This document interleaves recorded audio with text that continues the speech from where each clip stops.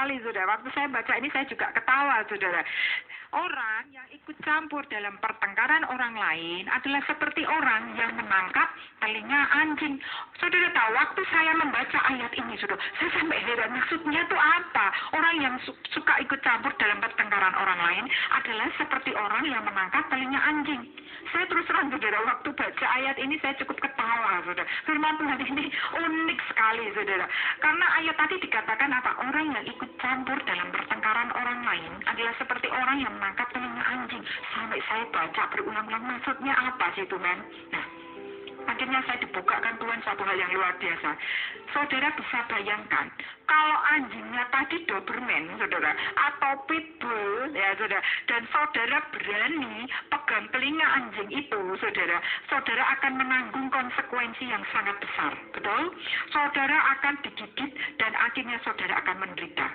Jadi, saudara, kesimpulannya, kalau ada teman saudara yang sedang bertengkar, saudara jangan ikut campur. Betul, saudara, saya ulangi sekali lagi. Kalau ada teman saudara yang sedang bertengkar, saudara jangan ikut campur. Kalau saudara bisa bayangkan, firman Tuhan tadi, orang yang ikut-ikut campur dalam pertengkaran orang lain adalah seperti orang yang menangkap telinga anjing. Seperti yang tadi saya katakan, kalau anjingnya ini Doberman atau Pitbull, saudara bisa habis. Saudara berani ikut-ikut campur dalam urusan mereka, saudara. Saudara akan menanggung konsekuensi yang sangat besar dan saudara akan digigit dan akhirnya saudara akan menderita. Betul, saudara? Nah, sekali lagi firman Tuhan dikatakan apa? Jangan ikut-ikut dengan urusan orang lain. Tapi kita dipanggil Tuhan, anak firman Tuhan dikatakan apa? Anak-anak Allah adalah orang-orang yang membawa damai. Amin. Dimanapun kita berada, akhirnya menjadi damai. Di situ situasi yang tidak baik menjadi damai. Amin, saudara. Hari ini firman Tuhan dikatakan apa? Jangan pakai hidupmu untuk terus apa? Bertengkar. Dan ikut campur dalam pertengkaran orang lain. Tetapi pakailah hidupmu untuk banyak apa? Berdoa. Pakai hidupmu untuk banyak apa? Baca firman Tuhan. Merenungkan firman Tuhan. Betul, saudara. Renungkanlah itu siang dan malam. Terus memperkatakan firman Tuhan siang dan malam. Pakailah hidupmu untuk cari jiwa untuk Tuhan. Maka lihatlah, saudara. Tangan Tuhan itu akan menolong dan mengangkat saudara. Sehingga saudara bisa terus dibawa Tuhan naik bagaikan Raja Wali melakukan hal-hal yang besar. Amin, saudaraku. Firman Tuhan yang sangat luar biasa. Kalau saudara mau dengan setia, saudara melakukan. Saya percaya ada banyak berkat yang luar biasa yang sudah saudara Tuhan berikan dan Tuhan akan curahkan dalam hidup saudara. Amin. Yang ketiga, saudara, yang terakhir yaitu apa?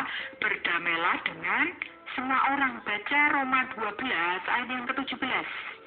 Jangan membalas kejahatan dengan kejahatan.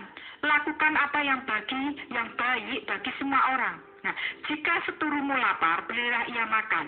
Jika seturumu haus, beri dia minum. Seturu ini berbicara siapa, saudara? Musuh. Berarti jika musuhmu ini lapar, beri dia apa? Makan. Firman Tuhan cukup unik, saudara. Ada musuh yang lapar, tapi kita beri makan. Jika musuhmu tuh haus, beri dia apa, saudara? Minum. Biasanya, saudara, orang itu cenderung kalau musuhnya sedang dalam masalah, saudara, sedang dalam masalah yang besar, kebingungan, kebiasaan cenderung banyak orang, saudara, selalu berkata apa? Syukurin tuh, benar nggak, saudara? Rasain gentian kamu. Nah, itu. Tapi firman Tuhan dikatakan apa? Jangan membalas kejahatan dengan kejahatan.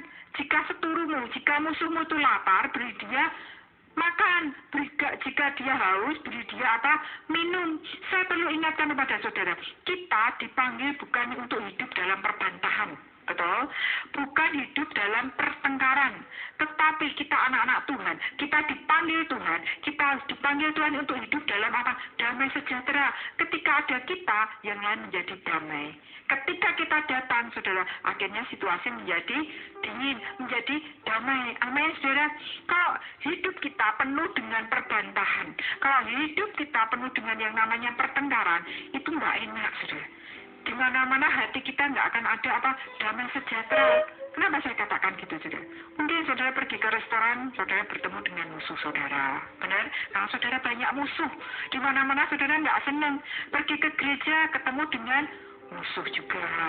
Saudara pergi ke sekolah, ketemu dengan musuh juga. Saudara pergi ke mall, ketemu dengan musuh juga. Jadi kemanapun saudara pergi, saudara bertemu dengan musuh. Kira-kira itu enak atau nggak enak, saudara? Nggak enak. Betul nggak, saudara? Kalau kita hidup dalam terus perbantahan, pertengkaran, hidup kita nggak enak. Kita tidak bisa mengalami damai sejahtera, dan damai sejahtera surgawi itu ada dalam hidup kita.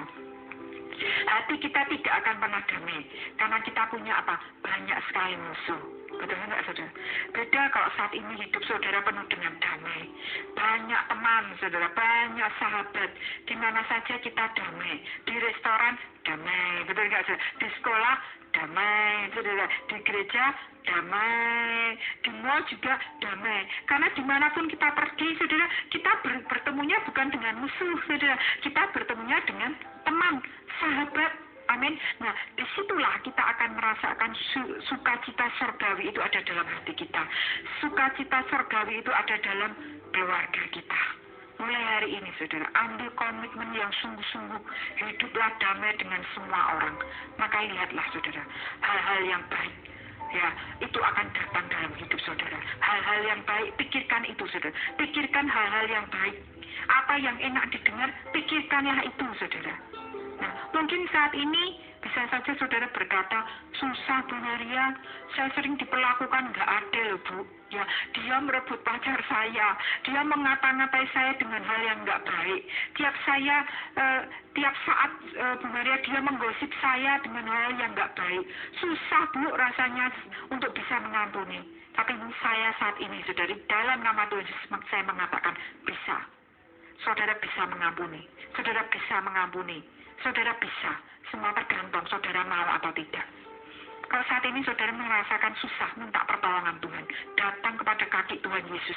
Datang kepada Tuhan Yesus. Saudara akan dimampukan. Yang tidak bisa menjadi bisa. Yang saudara keras hati akan dilembutkan oleh Tuhan. Amin. Rubah cara berpikir kita. Rubah cara kita melihat. Rubah cara kita berpikir, maka hidup saudara akan berubah. Saya kasih ilustrasi, saudara. Coba saat ini, saudara yang sedang mendengarkan firman Tuhan, coba saudara perhatikan baik-baik. Ya, saudara boleh tengok kanan, kiri saudara, atas, bawah, semua saudara. Saat ini saudara ada di sebuah tempat, ya saudara. Coba saudara bisa tengok kanan, kiri dalam ruangan yang saat ini saudara ada. Coba saudara cari benda-benda apa saja yang berwarna merah. Ya, saudara mungkin bisa tengok-tengok merah itu apa ya, kursi atau apa. Saudara mulai tengok-tengok, cari benda apa saja dalam ruangan saudara yang warnanya merah. Setelah itu saudara mulai ingat-ingat. Yang merah itu apa saja, mungkin jam, ya saudara, atau mungkin gelas saudara warnanya merah. Saudara ingat-ingat betul, ya. Saudara noleh ke kanan ke kiri boleh. Saudara ingat-ingat benda yang merah itu apa saja. Nah, setelah selesai saudara mulai tutup mata. Jangan ada saudara yang mengintip.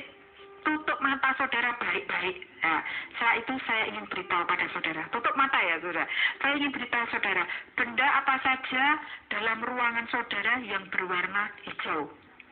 Bukan merah, saya katakan hijau. Dalam ruangan saudara saat ini, benda apa saja yang berwarna hijau. Nah, saudara bisa pikirkan baik-baik dalam mata yang terpejam. Saudara bisa pikirkan dalam ruangan saudara ada benda apa saja sih yang berwarna hijau. Kebanyakan orang, saya ingin mengatakan pada saudara, kebanyakan orang akan mengalami kesulitan yang luar biasa untuk menjawab pertanyaan ini. Betul nggak, saudara? Kenapa? Tetapi saudara perhatikan baik-baik. Tadi saya berkata pada saudara, carilah benda-benda yang berwarna merah. Saudara sudah ingat-ingat baik-baik. Tapi begitu mata saudara ditutup, saya minta saudara untuk mencari benda yang lain berwarna hijau. Saudara mencari benda yang warna hijau itu akan mengalami kesulitan. Kenapa, saudara? Nah, ini kuncinya, saudara. Perhatikan baik-baik. Sekalipun ya yang kita lihat tadi benda-benda merah, betul. Sekalipun yang kita ingat-ingat tadi benda-benda apa saja yang berwarna merah, ya dalam ruangan kita ini, saudara, bukan berarti tidak ada benda yang berwarna hijau dalam ruangan saudara. Betul enggak, saudara? Ada, saudara. Meskipun saudara yang dilihat merah, tapi ternyata dalam ruangan tadi ada benda berwarna hijau. Demikian juga sekalipun saat ini yang kita lihat adalah teman-teman kita ini menjengkelkan semua, hal-hal yang enggak baik semua, hal-hal yang negatif semua.